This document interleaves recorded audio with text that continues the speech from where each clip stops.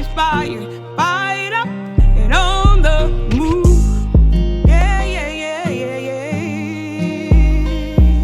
From all the places and all the races, arm in arm now, upon our feet.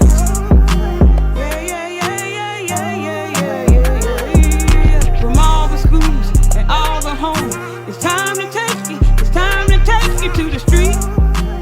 Gonna get militant up in here. Thank you once again for joining us for this week's episode of The Call, the program that motivates you, excites you, and empowers you so that you can take direct action, you can become an advocate, you can work on policy or do any of the things that we need to do in order to make our community safer, stronger, and better.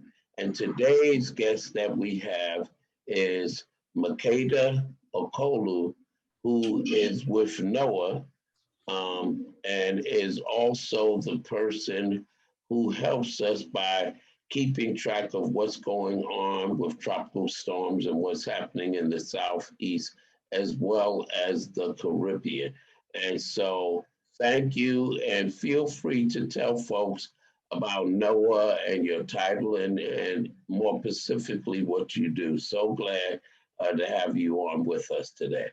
Yes, I'm so excited as well, Reverend Leo and Miss Loretta. We love you so much and appreciate all the work that you are doing.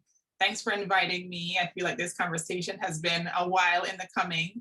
But for your listening and viewing audience, good day, everyone, no matter what time you're looking at this. My name is Makeda Okolo, and I am the Southeast and Caribbean Regional Lead for the Office for Coastal Management. So as you may or may not know, NOAA is a federal agency that really focuses in on science. We touch your lives in so many ways, but people don't often know our names. Now, whenever you check your phone to see the weather, whenever you hear of a hurricane hunter flying into a hurricane, you hear about fisheries, you hear about folks that are working on flooding. A lot of the times, NOAA is either leading that effort or playing a really major role in that effort. We study everything from the bottom of the ocean, I say, to the outer atmosphere. And so our mission is huge. I work specifically on coastal communities, working with our state coastal management programs to make sure they have the resources that they need.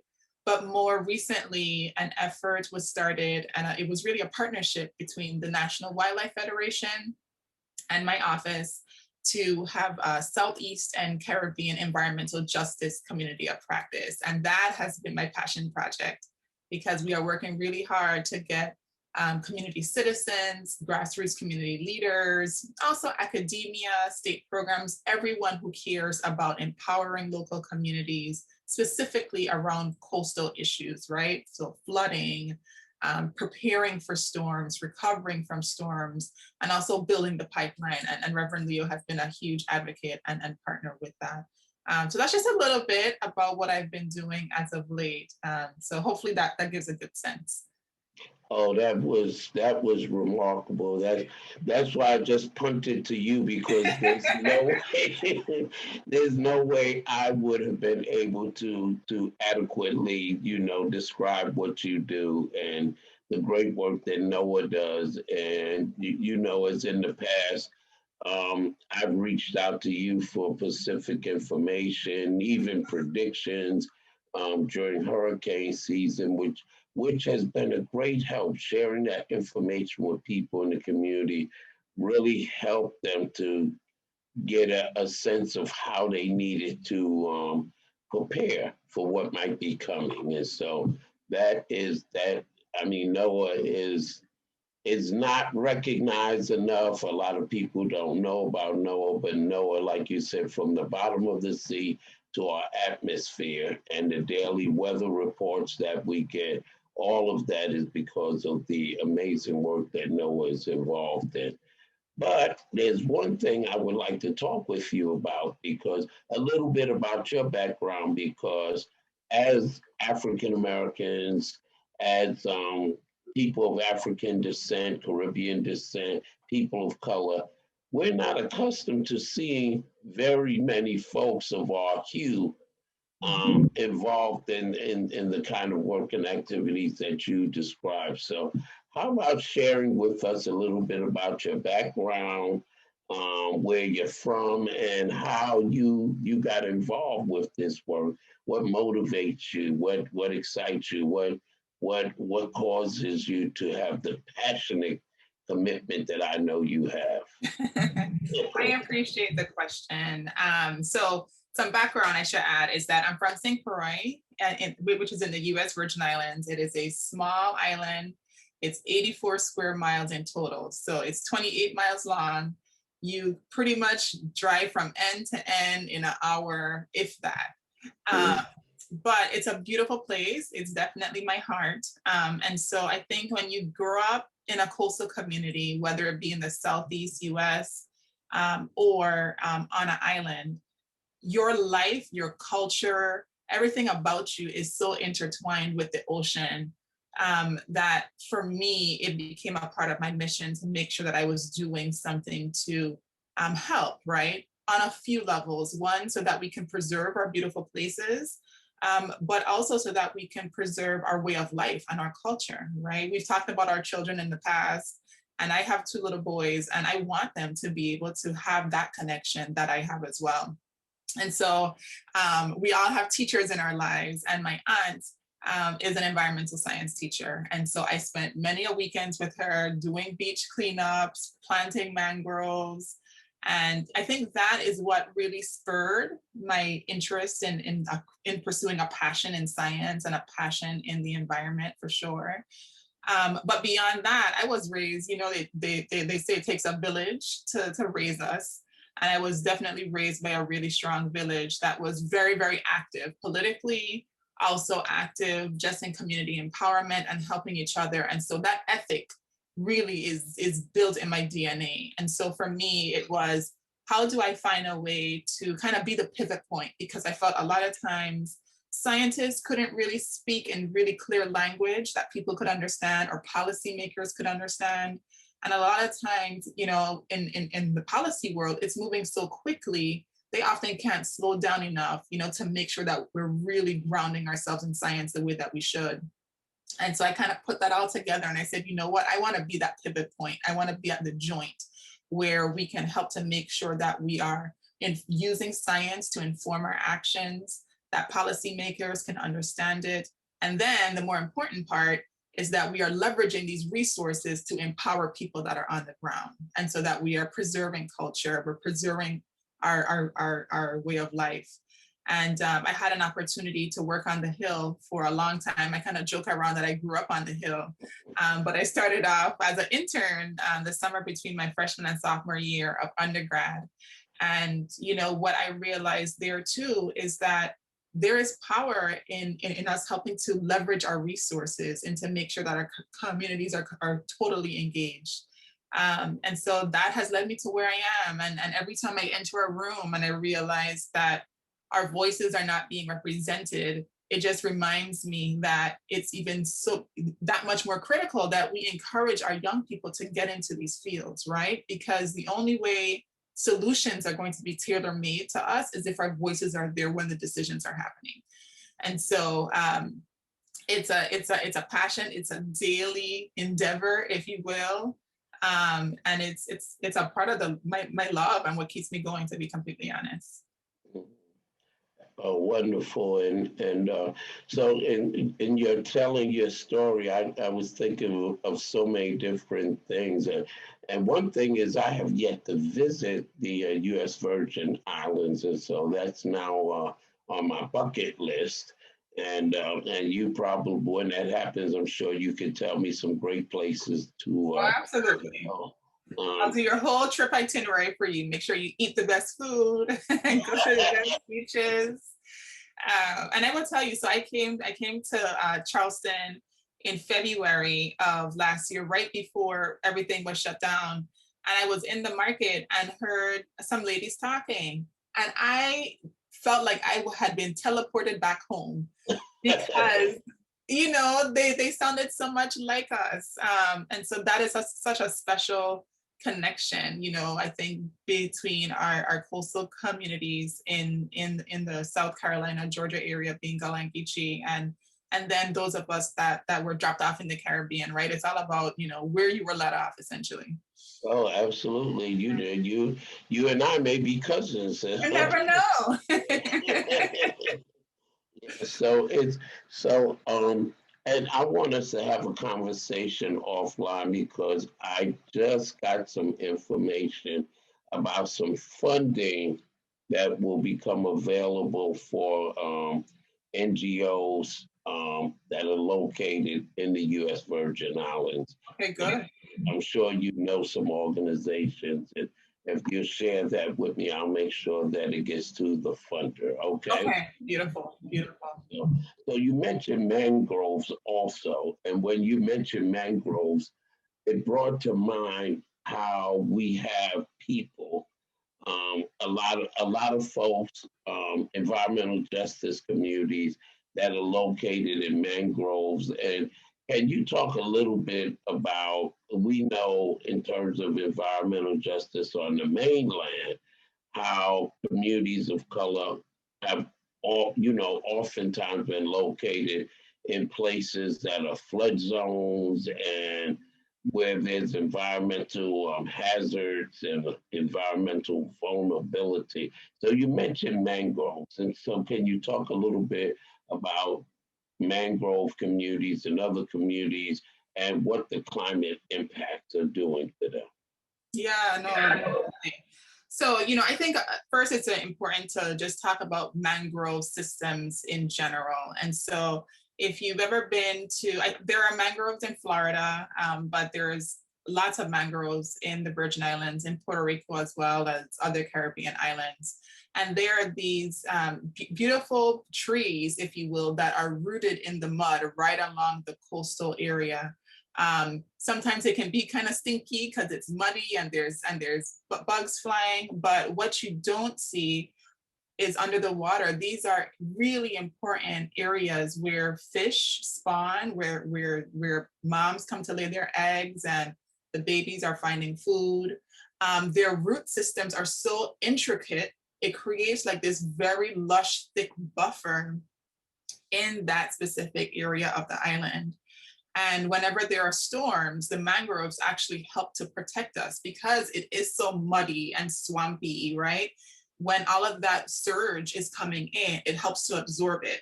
So the communities that are immediately behind those mangrove areas are actually protected. So they are actually, coral reefs are definitely a first line of defense against really bad storms. But when that high surge and water comes closer inland, our mangroves are so critical.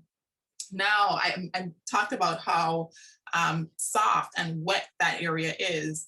We, in fact, just had a speaker at our community of practice meeting last week. Her name is Ruth Santiago, and she is actually a WEJAC member, a White House Environmental Justice Advisory Council member from Puerto Rico. And she was even telling us that in Puerto Rico, when they brought a number of African slaves from different places to Puerto Rico to work on sugar or sea cotton and other things, they actually pushed them into these mangrove areas and kind of forced them to like fill it in. And that was the only place they had to live. So it was unfortunate because what you're actually doing is putting people at risk, putting them on the front lines, right? And we hear that language, I think, associated with almost any environmental justice, right?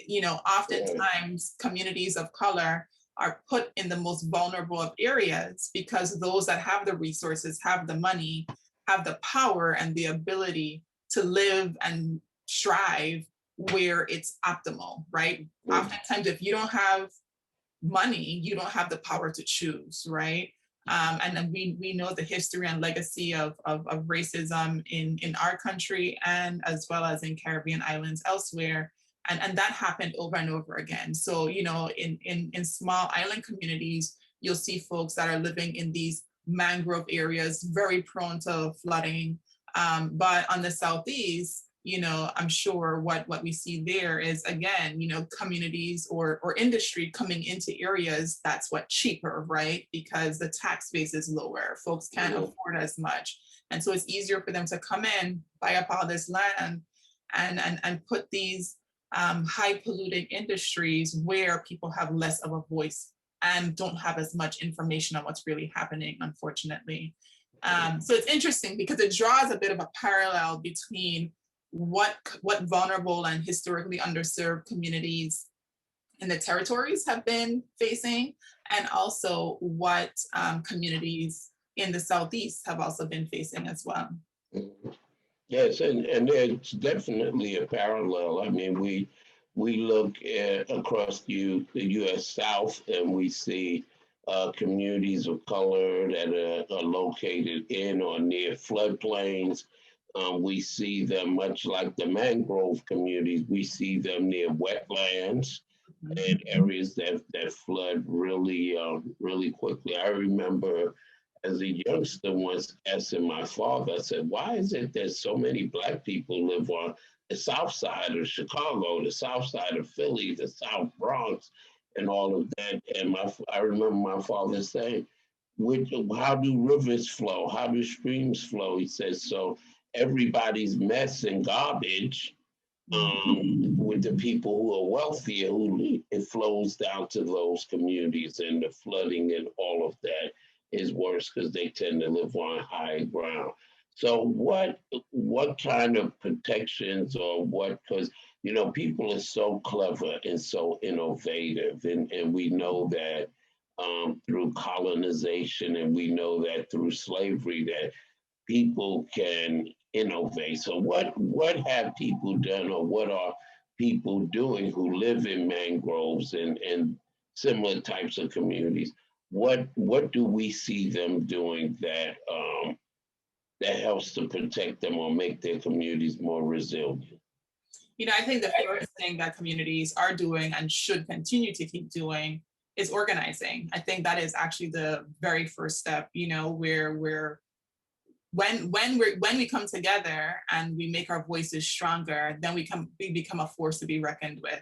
And I think that's the first thing that we are seeing communities doing, getting together and highlighting that this is an issue and that we need help and we need support. I think it becomes tough. My call right before this one actually started talking about this because we begin to get into discussions of relocation and migration, right? And that's tough because when you start to break up communities, you break up cultural structures, you break up family structures, and the essence of what has brought people together becomes broken. So there's a lot of quite controversial conversations that are happening about migration, relocation, but also what's in the best interest of communities. So I think that's one thing that's happening. I think we also see discussions about how do we continue to fortify these areas. So sometimes, where, in some cases, folks are pushed into mangrove areas. In other cases, these mangroves are just pulled out entirely so that, other heavy infrastructure can go in. And then folks are continually pushed back, right? So there's also discussions about, gentrification. Where do people go?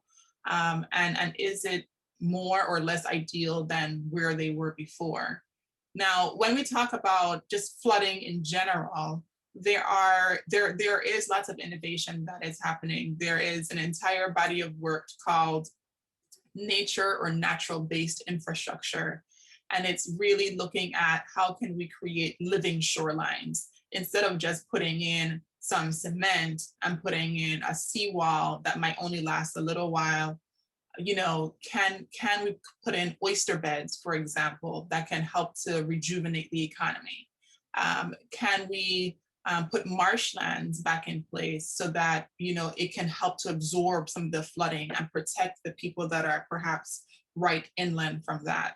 So there's a lot of growing work that is happening. That's pretty exciting. I think in the years to come, we'll see more examples of exactly how much it costs to do this work, as well as how successful they are at protecting people and also restoring some of the services that these different ecosystems provide. So definitely stay tuned on that. Yes, and that has such great potential because while we're looking for natural solutions and we're making sure that our ecosystems are built up or even preserved, because when we look at coral reefs, which, as you pointed out, is one of our natural, as I like to say, as a pastor, one of our God-given lines of defenses that we have to. We can do that in a way where we're creating a just transition, where we're actually creating entrepreneurial opportunities and creating jobs in a lot of these communities that have a history of poverty. Yes. Yeah, so really exciting, and please keep us abreast of whatever you're finding out. And it would really be amazing. This might be something that we can work on, sharing that information with more people. So maybe having a Zoom call or something like that where we can bring in some experts and have some folks who are actually involved in this work. Yeah. That would be great. Yeah. Mhm. So, And show some pictures because I think pictures tell stories. oh And yes, yeah. absolutely. They tell stories, and they are a lot more powerful, and people are a lot more inclined to look at a picture or see a short video than to read a long article that may have language and jargon that is hard for community folks to understand. So telling stories are really powerful. Um, yeah. Hey, you were going to say something, I believe. No, just definitely. No, the power of storytelling, I think, has been proven through time. Yes, yes. In fact, culturally, we know that's how we kept a lot of our history and our culture by telling stories. And you also mentioned migration, and I know some of the folks that we work with and talk with on a regular basis. That's something that's really important because we know as sea level rise occurs and climate impacts become more intense and more frequent, people are going to have to move. And exactly what you said, how do we do that? Maintaining communities and culture and family ties. And I'm kind of thinking back when they had the great migration from the south to the north. And I grew up in New York City, but I saw a lot of my relatives and family members who came from the south to the north, and now it's reversed itself, and a lot of us have come back to the south. But I specifically remember a lot of my relatives from the community where my family came from, how close we lived to each other in Brooklyn, in Bedford Stuyvesant, East New York, where we could walk to each other's homes. And then when people moved to Queens, when they got more money and they could move out of the projects and get a house, a lot of us still lived close to each other, where it was a short bus ride or car trip, and or we could literally walk to people's homes.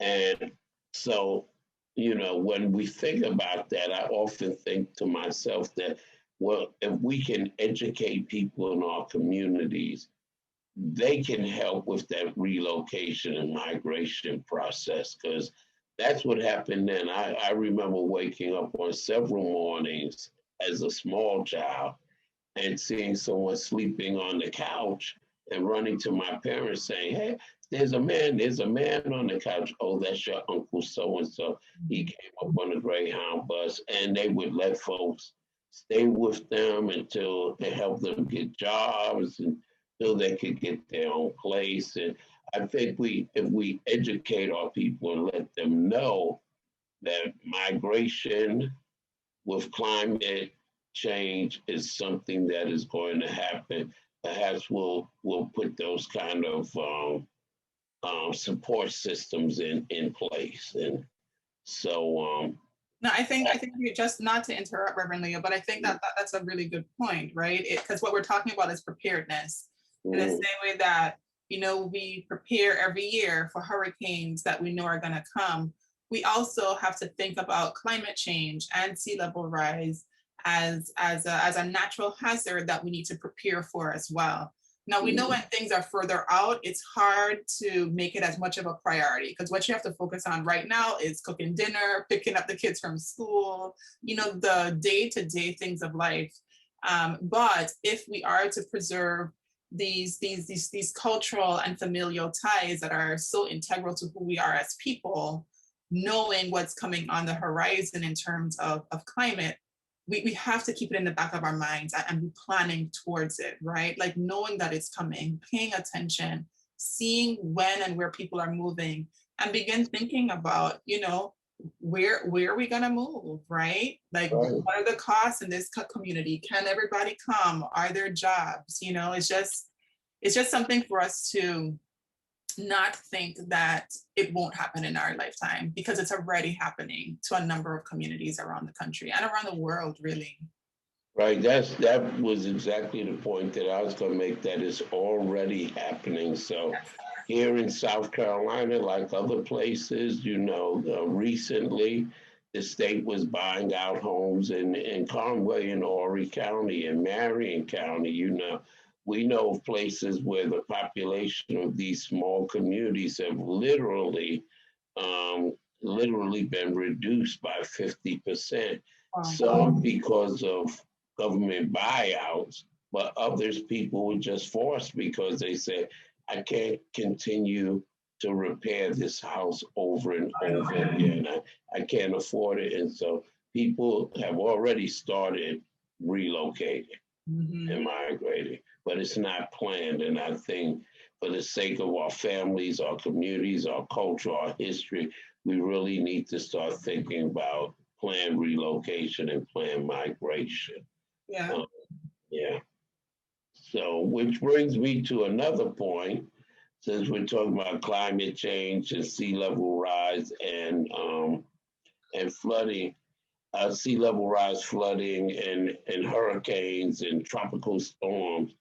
What does it look like for this season? And if you look at things over a long period of time, I know as you do, over a 10-year span or whatever, why don't you share with our audience what we're seeing in terms of increases with the climate impacts and storms, and what does this season look like in perhaps in comparison to last season?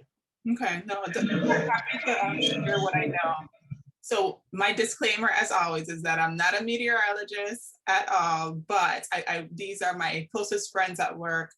And so I can share just a little bit about what NOAA has put out about the 2021 Atlantic hurricane season.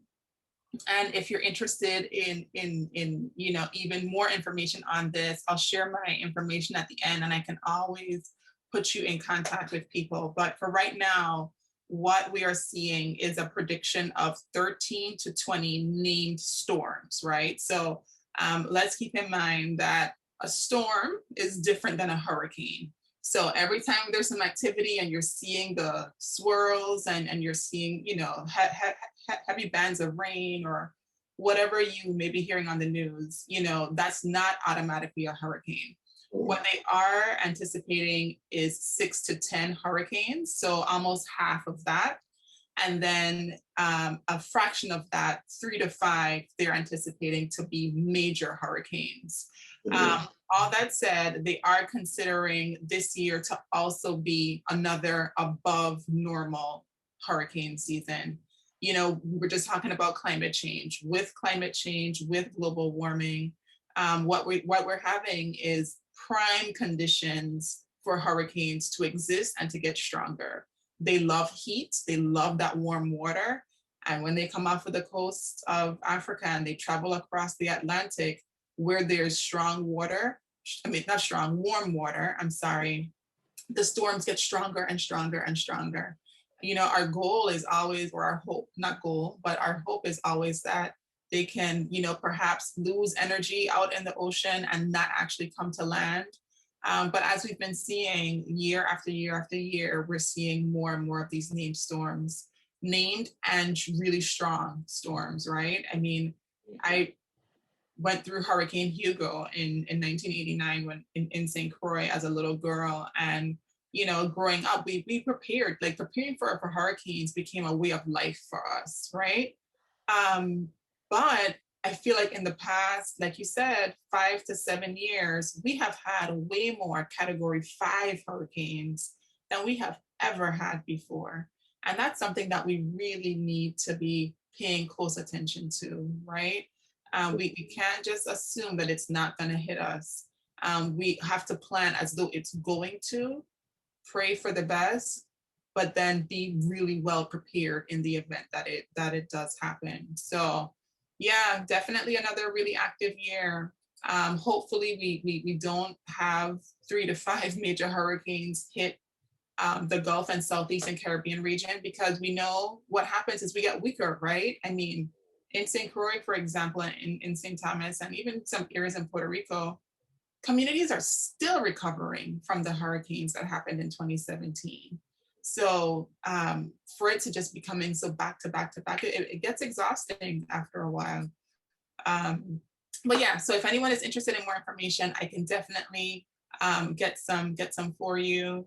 But yeah, that's what we're anticipating as of right now. And we know the hurricane season goes from June 1 all the way until November. So we kind of have to keep our fingers crossed and keep our prayers strong during that period of time. And hopefully we will be spared is always my hope.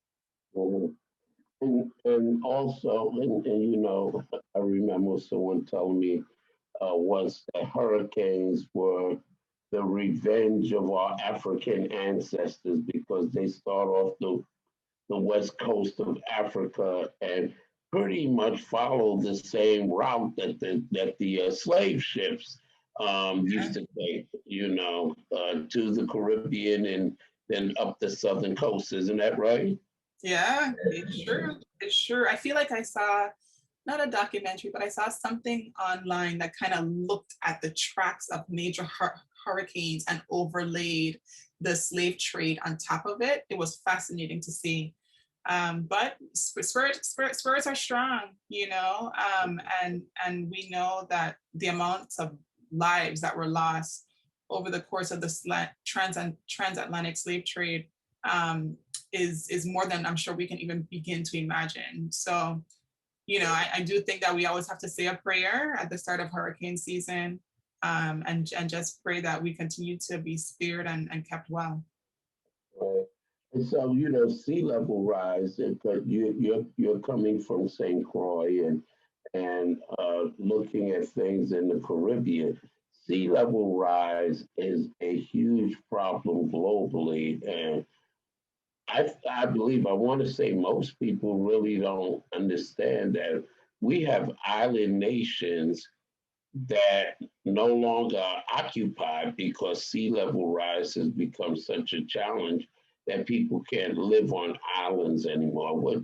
What is the situation in the Caribbean? Are we seeing that level of sea level rise? I believe we've had some islands where people have had to leave, right? Some small islands in the Caribbean.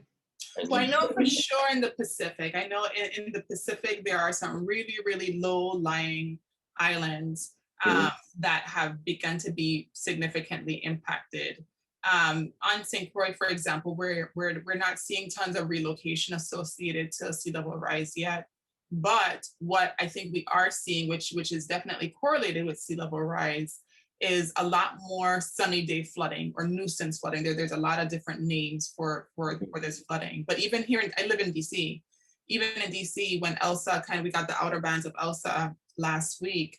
I mean, there were parts of our roads that were entirely shut down because of all of the flooding associated with these heavy storms that was coming in. So we're seeing the impacts associated with climate change just in general. We are seeing in some places in the Caribbean, and I'm sure this is also happening across the Eastern Seaboard as well, are really high energy areas where, you know, it tends to be a bit rougher. So that water is just crashing and crashing and crashing against the coastal area, and it's slowly degrading it and pulling it back out, right? So you see communities doing various interventions, if you will, trying to put more sand back in, finding ways to fill so that they can begin to reclaim some of that land. But I kind of feel like once the ocean starts taking it back, you know, you're almost in a losing battle. So finding some other methods probably is in your best interest. But I'm sure, I mean, I haven't done a very thorough analysis, but I'm sure even some of the sea islands are also being impacted as well. Right.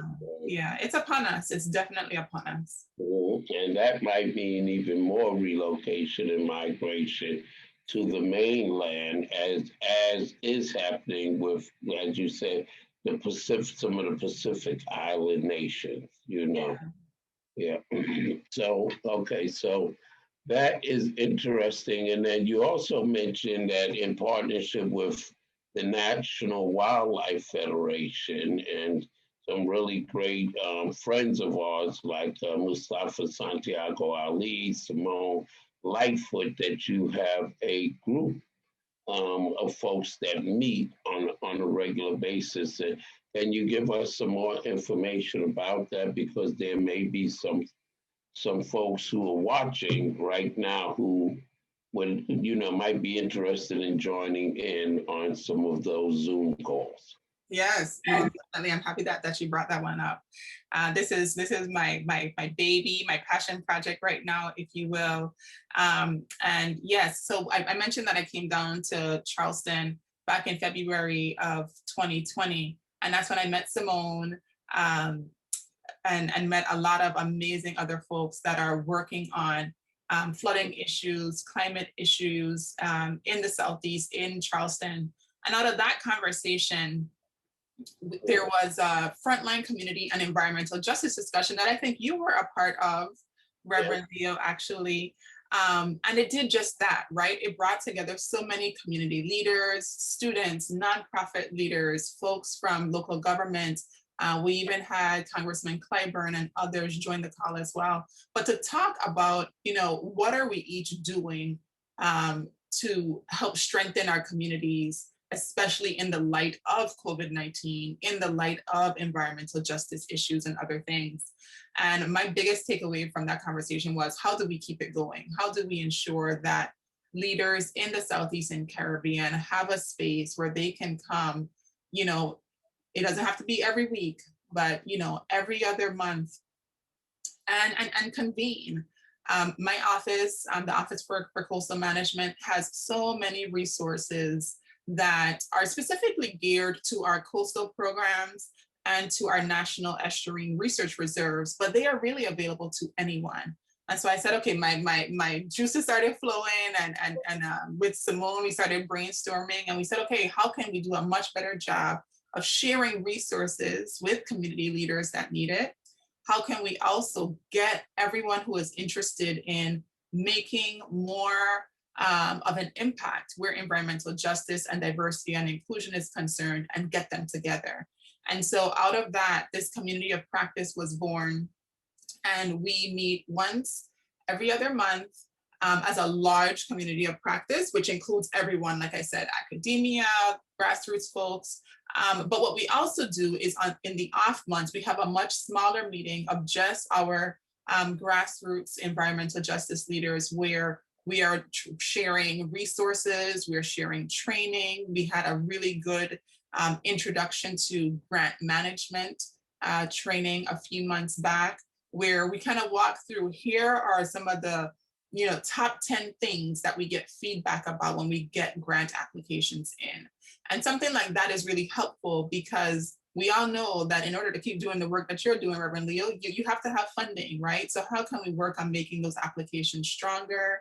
How can we create partnerships? Because we know it's even better when you're coming to the table, not just you, but you and a few others who can make an even bigger impact. So those are the two things we've been doing, having that smaller EJ leaders call, where we can share the training, share the resources.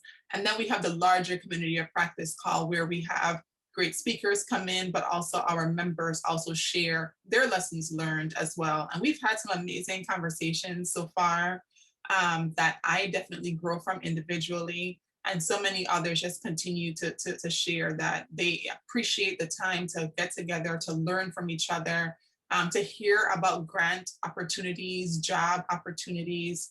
And we are open and definitely always want more to join us. So if you are anyone that is in the Southeast and Caribbean, so we count from North Carolina down to Florida, Puerto Rico, and then the Virgin Islands, who has an interest in helping to empower coastal communities or near inland communities, riverine communities, and working on these issues, join us. We would love to have you. Well, that's great. And can you give it? I know NOAA is huge, so but just in idea of some of the types of things that NOAA funds. I know you mentioned training. Yeah. Yeah, but a few of the things that NOAA funds would be helpful to our audience. So one major initiative that my office is working on right now is called the National Coastal Resilience Fund. And we have been funding projects every year now for at least the past 4 to 5 years, if I'm not correct. And before it was called the National Coastal Resilience Fund, it was the Regional Coastal Resilience Grants, but the essence is the same. Essentially, we are funding opportunities for communities to become stronger, to become more resilient, specifically coastal communities. And the National Coastal Resilience Fund, specifically, what I am really happy about is in recent years, they are now providing funding for planning. So community planning. So you don't necessarily have to be at the stage where you are designing a project and implementing it or monitoring a huge research project. You can get money to bring together your community to start thinking about, what do we do with this area that constantly floods? What do we do to bring back recreation, to also, teach history as well, but create planning and preparedness efforts for our people, for our neighbors, for our loved ones. That is the one that excites me the most, because that's where I think smaller grassroots organizations can really begin to participate in some of these science research focused funding opportunities, and specifically communities, in the Carolinas, Georgia, and Florida, and elsewhere that are already feeling the impacts of climate change and know that something has to be done to preserve our quality of life, to preserve our future generations, or to ensure our future generations, really. So that's one. But there are tons of other opportunities. NOAA is a huge organization. We do everything, like I said, from, we work on satellites, but we do other things, like we have marine debris programs, for example. That's not where I work, but that's funding that comes out on a regular basis. We work on coral reefs, so there's lots of funding where that is concerned. We also work with universities in various communities. And so there are a number of cooperative partnerships that we have with universities. And something that we are striving to do a better job of is to partner with our HBCUs and our other minority serving institutions to build that pipeline, right? We can't just say that we want to see more Black and brown faces around the room. We actually have to cultivate it. So if there are any listeners that have connections to HBCUs and community colleges that serve communities of color, that have an interest in coastal communities, in these issues like flooding and otherwise, definitely let me know, and we can see how we can partner. Just today, even my team was thinking through, what are some internship program projects that we can begin thinking about. And there are tons around NOAA. So there's stuff for organized community groups, but also for the students in your lives as well that maybe are ready for fellowships and entry-level jobs and that sort of thing.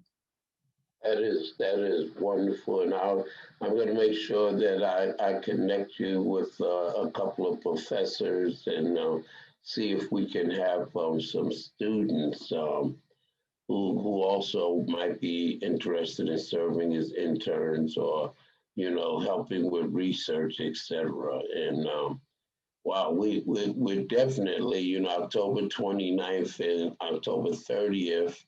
Now that the pandemic is seeming to ramp down some, we'll resume having our creating a Climate for Change conference at Florence Darlington Technical College this October. And definitely, I would love for you to put that on your calendar because we want you to share some of this information and more at that event. Okay, so please circle those dates in your calendar. Okay. Okay. All right. And so we're starting to wind down, but before we do, I would, can you say a few words about preparation? Because there are so many people who don't adequately prepare for these storms, and they have more damage sometimes than they might have had. And even in terms of evacuation and how we always have some people who just say, I'm not going anywhere because I rolled out Hurricane Hugo and Matthew and Florence. And so even though they say this one that's coming is big, I'm not going to adequately prepare and I'm not going anywhere. So can you give folks an idea about what are some of the basic things we need to do to prepare for these increasingly stronger and more frequent storms? Sure. So, I think first and foremost, it is always important to just, first of all, know when hurricane season is, know that it's coming, and have your favorite outlet, your favorite trusted outlet for information. So at home, we listen to the radio a lot. So everyone has their favorite radio station where they get their trusted, reliable information from. I think beyond that, once you're heading in, once June 1st is rolling around, you want to make sure you have your extra water, fresh drinking water. Double check all of your flashlights. Make sure that you have batteries in everything. My aunt found this really cool solar powered radio online, and she got it from Amazon for me. So let's just say all the power is out, we can still use it so that we can get critical information. Understand how strong a storm is going to be, because if you're hearing it's going to be a strong Category 3, strong Category 4, Category 5 hurricane, begin thinking about, do I have family elsewhere that will not be as subject to the flooding that I can go and stay with, or where is the closest shelter? Sometimes our churches these days are playing a very active role in serving as refuge during hurricanes even. So whether it's a local church, or that your hurricane shelter location is at a nearby school, for example, know where it is. Even if you think you can write it out, at least know where it is. So if it's getting bad, you know that you know already where you're going to go. You don't want to be figuring that out in the moment. And have a plan as a family. If we're seeing flooding beginning to happen, this is what we are going to do. It's better to be prepared. How they say, if you fail to plan, you plan to fail. We don't want that happening. We cannot afford any more loss in our communities. So just take the time to develop a really strong plan. Have your canned goods, right? Things that you can eat if you're not able to cook, if you have an electric stove, for example, and so on and so forth. And there's tons of information that is online. And Reverend Leo, if you're finding that your listeners need specific links or anything like that, we can definitely work together to make sure that we can connect them to it. And then once storms have passed and we're in the recovery phase and there is help that's needed, there is often major funding that is passed whenever there's a huge disaster declaration, for example, right? So also be mindful of what resources are out there that can help me kind of recover from any damage that has occurred. A lot of times there's funding that is going back to Treasury or is going unused just because we don't know. So that's all the more reason to make sure you have your trusted outlets, people that are connected, whether it be a community member, a Rotary member, a principal that's active in the community, or a church or a local radio station, so that you get what you need, because it's critical. We have to stay alive, and this is when we have to kind of pay attention to those principles the most. Yes, that's very valuable information. We try to share that with our congregation and in our house. When we hear something is coming, I tell my family, okay, fill up all the cars with gasoline. And, we keep our canned goods and our water, but also do we have charcoal, for the grill, and we have our walkie talkies. And very important, what a lot of people don't think of is if the electricity goes out, you may not be able to get gasoline, and the ATMs may not be working. And so, we always say, fill up the cars with gas and get some cash. Get some cash. Yeah, get some cash. And if you know that you live in a flood prone area, having some sandbags is also a good idea too, right? Because sometimes everyone's rushing to get the sandbags at the same time. So if you can keep them from year to year and they're still in good condition, double check on those, because that will definitely help to preserve your property and other important family heirlooms and stuff. Thank you. And that's great information. We'll be reaching out to you and see that we can share that information online, perhaps our website, our Facebook page, and those sort of things. So we're running out of time, but you and I can talk forever. We can. And it's been a great pleasure having you, Makeda Okolo, as a guest. And can you just tell folks how they can reach you, how they can connect with you if they want more information or to participate in some of the activities you have going on? Absolutely. So I'm sure Reverend Leo and Ms. Sherry are going to include some information in the links below. But the best way to reach out is via email. My email address is Makeda, Makeda .okolo, OKOLO, at NOAA, NOAA.gov. That's probably the best way to sign up for our community of practice meetings. They happen monthly of one iteration or another. And or if you need any of this information regarding hurricanes or preparedness, it's not my specific area of expertise, but I can definitely find information for you and connect you to someone who can better answer any questions that you may have. So I'm going to be looking out for some emails, and I hope to connect with each of you soon. Thank you once again, Sister Makeda, for joining us.